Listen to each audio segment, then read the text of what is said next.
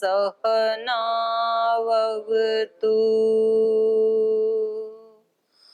सहनौ भुनक्तु सह वीर्यं करवावहै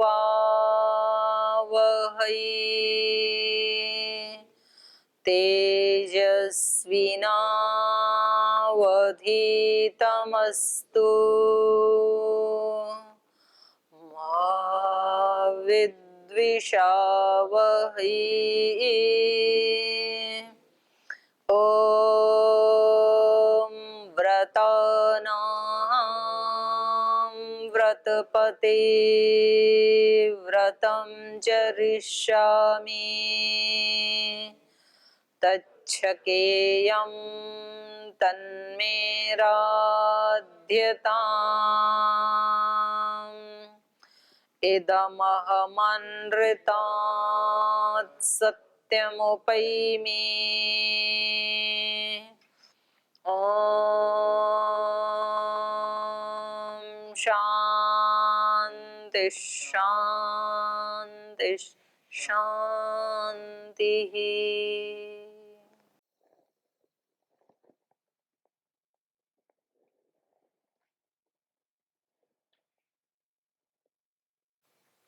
वेदों का नित्यत्व पढ़ रही थी कल, तो हमने थोड़ा सा पढ़ा था।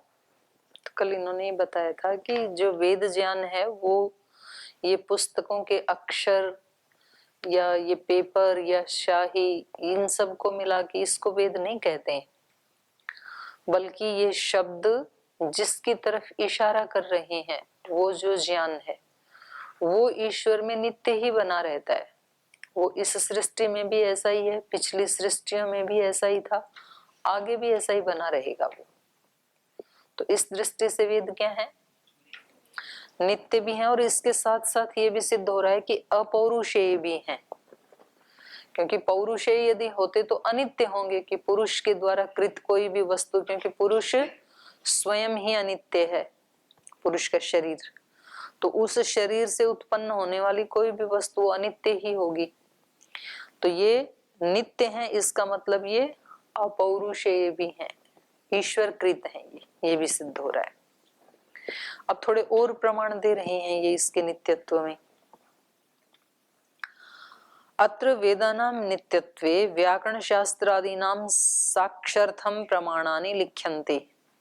यहाँ पर वेदानां नित्यत्वे, वेदों के नित्यत्व के विषय में, व्याकरण शास्त्रादीनां साक्षर्थम, व्याकरण आदि जो शास्त्र हैं उनकी साक्षी के लिए या उनकी साक्षी रखते हुए प्रमाणानि लिख्यन्ते, कुछ प्रमाण यहाँ पर हम लिख रहे हैं। तत्र आह महाभाष्यकारः पतंजलि मुनिः, महाभाष्य में लिखा है, वहां पतंजलि मुनि के द्वारा महाभाष्य में लिखा गया है, नित्यः शब्दः नित्येषु शब्देषु कूटस्थै विचालिभिः वर्णैः भवितव्यम अनापाय उपजन विकारिभिः इति। नित्यः शब्द, शब्द नित्य है, वहां पर ऐसे कहा है महाभाष्य में। नित्येषु शब्देषु, और वो जो नित्य शब्द हैं उनमें कूटस्थैः, शब्द कैसे हैं, कूटस्थ, अविचालिभिः, जो कभी विचलित नहीं होते हैं, माने अस्थिर नहीं होते हैं। तो अविचाली भी शब्दैः वर्णैः, वो वर्ण भी नित्य हैं। भवितव्यम अनापाय उपजन विकारिभिः, ना तो उनकी कभी उत्पत्ति होती है और ना तो कभी उनका नाश होता है। अपाय मतलब उत्पत्ति, उपजन मतलब विनाश। तो उत्पत्ति विनाश से रहित हैं ये जो शब्द हैं, ये नित्य हैं, कूटस्थ हैं। कूटस्थ मतलब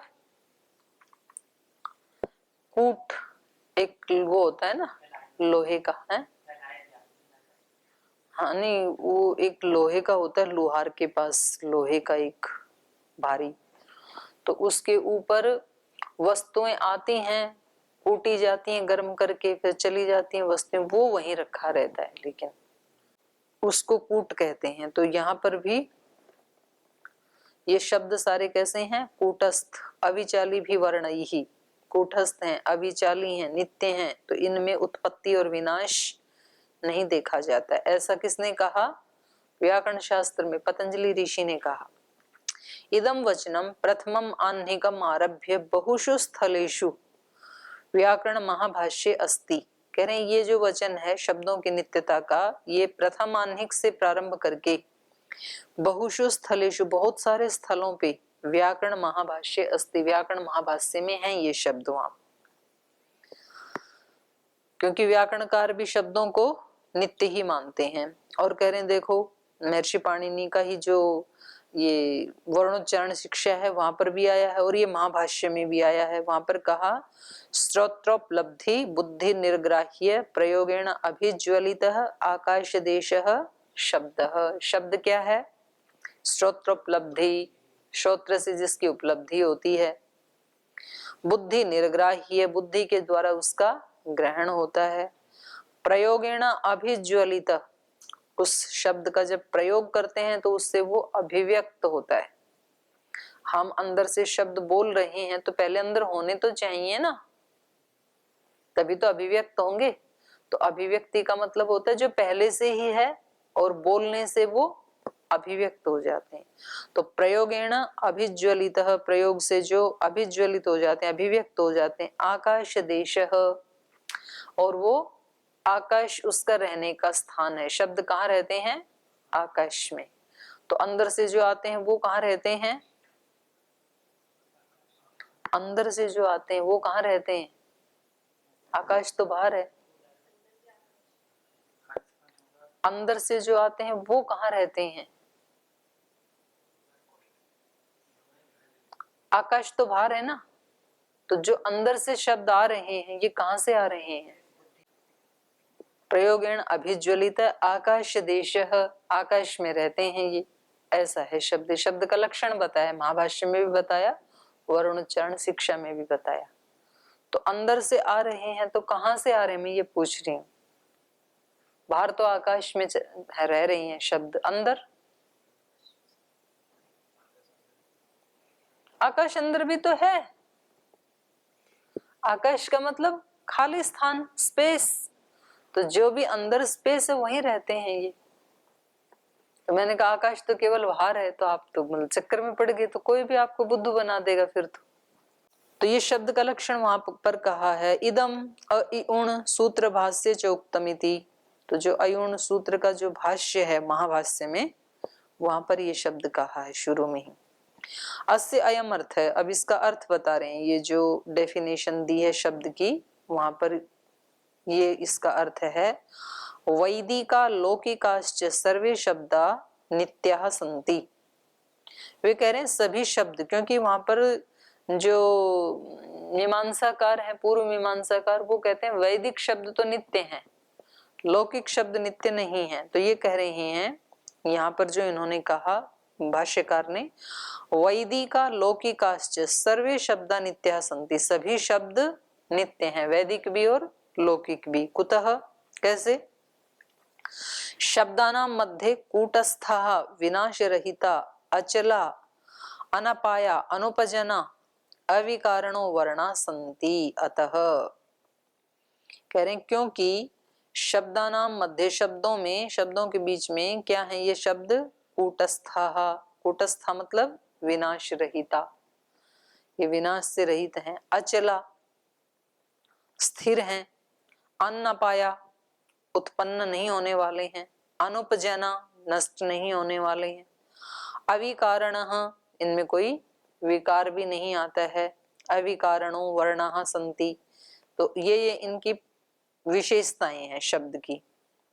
अपाय, लोपः, निवृत्ति, अग्रहणम, उपजन, आगमः, विकार, आदेशः एते न विद्यन्ते येषु शब्देषु तस्मात् नित्यः शब्दा।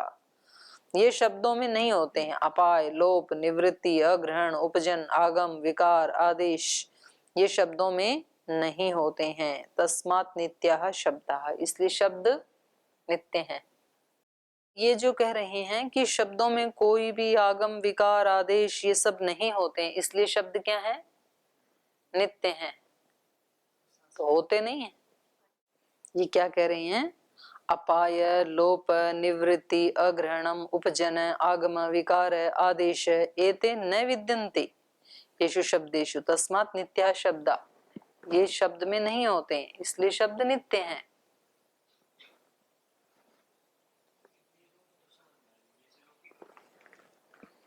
लौकिक किसको कहते हो आप? नहीं, उसको लौकिक नहीं कहते हैं कि आप हरियाणवी को लौकिक कहने लगो या अपने बंगाली को लौकिक कहने, ये शास्त्र में उसको लौकिक नहीं कहते हैं कि आप बोलचाल की भाषा को लौकिक कहो। लौकिक का मतलब है वेद से अतिरिक्त जो भी साहित्य है वो सब लौकिक में आता है। जितना भी संस्कृत साहित्य है ना वो शिष्ट लोगों के ही वचन होते हैं। वो भी साहित्य भी जो विद्वानों ने तो लिखा है, ऐसे थोड़ी किसी भी हल चलाने वाले ने शास्त्र लिख दिए होंगे। उसका अपना एक ज्ञान है वो ठीक है हल चलाने वाले का, पर शास्त्र का ज्ञान तो शास्त्र जो लिखे वो तो विद्वानों ने लिखे ना। तो वेद के अतिरिक्त जो साहित्य उसको लौकिक कहते हैं। तो इतना तो आपने व्याकरण पढ़ा है, तो आपको ये पूछना चाहिए कि जी व्याकरण में तो ये रोज तो पढ़ते हैं आप, इसके स्थान में इको यणची, इक्के स्थान में यणादेश हो गया, तो पढ़ा कि नहीं पढ़ा? तो फिर ये कहना चाहिए कि जी ये तो होते हैं व्याकरण में, आदेश भी होता है, लोप भी होता है, विकार भी होता है ना। और ये कह रहे हैं कि नहीं होता है। ठीक है, चलो आगे पढ़ते हैं। तो ये कह रहे हैं देखो, ननु गणपाठ अष्टाध्यायी महाभाष्येषु अपि अपायादय विधीयन्ते पुनः एतत् कथम संगच्छते। कह रहे हैं गणपाठ में भी, अष्टाध्यायी में भी, महाभाष्य में भी अपाय आदि वहां तो विधान ही किया है। इस वर्ण का अपाय हो जाता है, इसका आदेश हो जाता है, ये विकार हो जाता है। इको यणची आपने पढ़ाई के स्थान में यण आदेश हो जाता है, कहीं लोप हो जाता है, तो ये तो सब वहां पर विधान ही कहा है। तो कह रहे हैं अपाय आदय, ये अपाय आदि ये तो विधि अंते वहां विधान किया है। पुनः एतत् कथम संगच्छते, तो कैसे आपने ये जाना। इत्येव प्राप्ते ब्रूते महाभाष्यकार, कह रहे हैं ये सब प्राप्त थे गणपाठ अष्टाध्यायी आदि में। महर्षि पाणिनि ने ये सब बताया, आदेश अपाय उपजन आदि सब बताया। इन सब के चलते महाभाष्यकार ब्रूत, महाभाष्यकार ने कहा है सर्वे सर्व पदादेशा दाक्षीपुत्रस्य पाणिनि। ये महाभाष्य की पंक्ति है। दाक्षीपुत्र पाणिनि ने कहा सब शब्दों के स्थान में सब आदेश हो सकते हैं। ये महाभाष्य की पंक्ति है, इसमें मतलब ज्यादा दिमाग लड़ाने की जरूरत नहीं। तो इस सब शब्द जो है वो नित्य ही हैं, तो सबके स्थान में सब प्रयोग हो सकते हैं, ऐसा उन्होंने बता दिया वहां पर। और दूसरा कह रहे हैं एक देश विकारे ही नित्यत्वम नोपपद्यते। कह रहे हैं एक देश विकारे ही, किसी एक देश में विकार होने पर नित्यत्वम नोपपद्यते, नित्यत्व तो नहीं होगा, विकार कहीं एक देश में भी हो जाए। इन्होंने क्या कहा, सर्वे सर्व पदादेशा, सब पद सब पदों के स्थान में वहां आदेश हो सकता है। मतलब कोई भी पद किसी के स्थान में आदेश हो सकता है, जरूरी नहीं है कि इक के स्थान में ही अणादेश हो। कोई भी पद किसी के भी स्थान में उसका आदेश हो सकता है। तो कह रहे हैं कि जब ऐसे होने लगेगा तो एक देश में तो विकार आएगा ना। तो एक देश विकारे ही नित्यत्व नोपपद्यते, एक देश में विकार आने से नित्यत्व उत्पन्न नहीं होगा। जैसे दा धा घ्वदाप, दा और धा की घू संज्ञा होती है अदाप को छोड़ करके। अदाप भी दा धातु का ही है ना, तो वहां पर ये उसको हटा दिया, दा धा घ्वदाप इनकी घू संज्ञा होती है। फिर घू संज्ञा के फल है, जहां जहां घू संज्ञा होगी वहां पर क्या क्या होगा, तो वो पूरा विधान वहां पे कर दिया। तो दाधा घ्वदाप इत्यस्य सूत्रस्य उपरि महाभाष्य वचनम, ये जो ऊपर वाला वचन है ये इस सूत्र के ऊपर महाभाष्य में लिखा है। सर्वे सर्व पदादेशा दाक्षीपुत्रस्य वाणिने एक देश विकारे ही नित्यत्वम नोपपद्यते, ये वहां लिखा है। तो कह रहे हैं अस्य अयम अर्थ है, इस वचन का अर्थ ये है सर्वे संघाताः सर्वेषां पदानां स्थान आदेशा भवन्ति।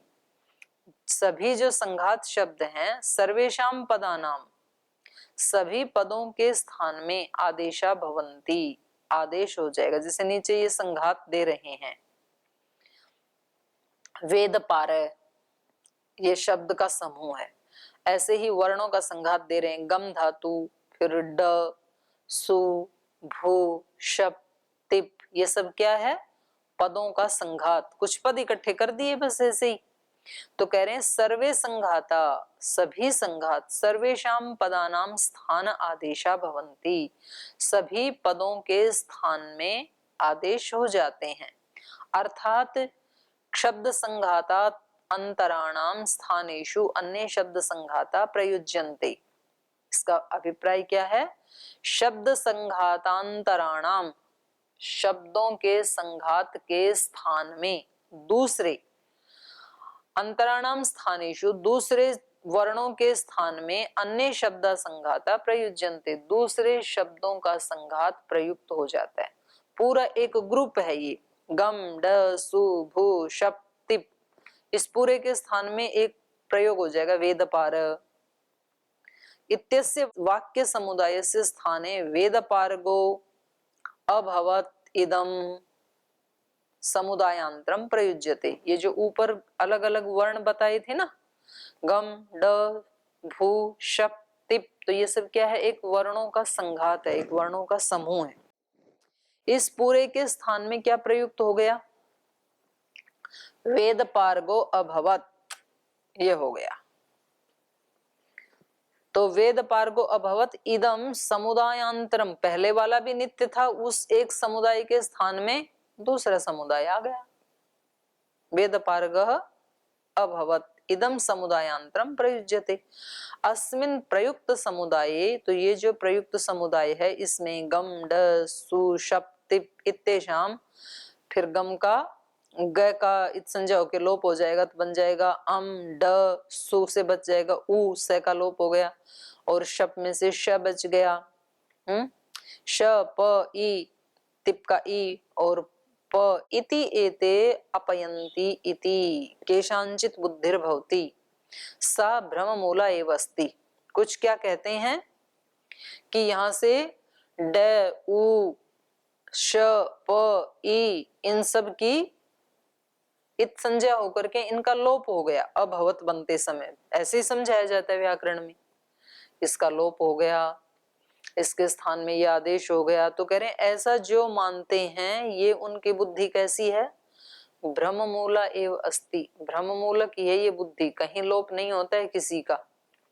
एक समुदाय के स्थान में दूसरा समुदाय आ जाता है बस, और ना किसी का किसी में कोई विकार पैदा होता है, ना कोई किसी का लोप होता है, एक के स्थान में दूसरे आ जाते हैं। संसार ऐसे ही चलता है।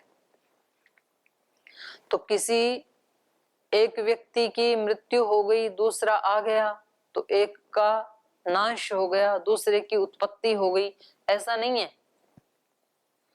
वो भी वही आत्माएं दूसरा वो लेके आ जाते हैं, एक के स्थान में दूसरा आ गया, बस ऐसे चलता है पूरा संसार। दादा मरा, पोती आ गई, कुण बाज्यों का त्यों, उसमें कोई कमी थोड़ी आई। एक व्यक्ति मरा, दूसरा पैदा हो गया, पहले भी 5 सदस्य थे घर में, अभी भी 5 ही, ऐसे ही चलता है। तो ऐसे यहाँ ऊपर एक समुदाय था, तो उस पूरे समुदाय का लोप हो गया और एक नया समुदाय आ गया, वेद पार्गो अभवत इति। तो इदम समुदायानंतरम, पहले वाले में कोई काट छांट नहीं हुई। जो बताया जाता है व्याकरण की प्रक्रिया से, बोले वो केवल समझाने के लिए है, ऐसा इनका कहना है। कुतः, ऐसा क्यों, माने वो ब्रह्म मूल क्यों है वो बुद्धि? तो कह रहे हैं कुतः शब्दानाम एक देश विकारे चेत उपलक्षणात्। कह रहे हैं शब्दों में कहीं एक देश या कहीं विकार, ये जो कहा है ये क्या है? ये तो उपलक्षण है केवल। नैव शब्द से एक देश अपायः एक देश उपजनः, शब्द का ना तो कहीं उत्पत्ति होती है और ना तो कहीं नाश होता है।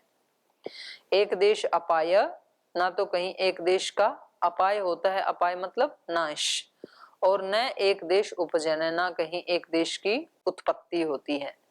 एक देश विकारिणी सती दाक्षी पुत्रस्य पाणिने आचार्यस्य मते शब्दानाम नित्यत्वम उपपन्नम भवति। अतः क्योंकि एक देश विकारिणी सती, एक देश में विकार वाले होने पर दाक्षीपुत्रस्य पाणिनि आचार्यस्य, दाक्षीपुत्र पाणिनि आचार्य के मत में शब्दानाम नित्यत्वम उपपन्नम भवति, शब्दों का नित्यत्व उपपन्न होता है। माने वो क्या मानते हैं कि ये जो है ये तो एक प्रक्रिया है, केवल कहीं विकार हो गया, लोप हो गया, ये एक प्रक्रिया है, लेकिन उसका नाश नहीं होता है। तथैव अडागमो भूः इत्यस्य स्थाने भो इति विकारे चैवम संगति कार्य इति। और कह रहे वैसे ही ये पहले ऊपर जो था ना वो अटागम है, अभवत में क्या होगा अटागम, और वैसे ही भू को गुण होकर के और आगे अकार, तो वो एचो या वैसे अवादेश होकर के अभवत ऐसे बन जाता है। तथैव अडागमो भू इत्यस्य स्थाने, भू के स्थान में हो गया भो, इति विकारे चैवम संगति कार्या। तो ये व्याकरण वाले जो बताते हैं वो एक प्रोसेस बताते हैं, लेकिन ऐसा नहीं है कि उस शब्द में कहीं कोई चीर फाड़ की गई हो। एक समुदाय था ये, गम या अट, भू, शप, तिप और फिर बन गया अभवत। तो वो जो पूरा एक समुदाय था उसके स्थान में एक दूसरा समुदाय आ गया, वो समुदाय भी नित्य है, ये समुदाय भी नित्य है।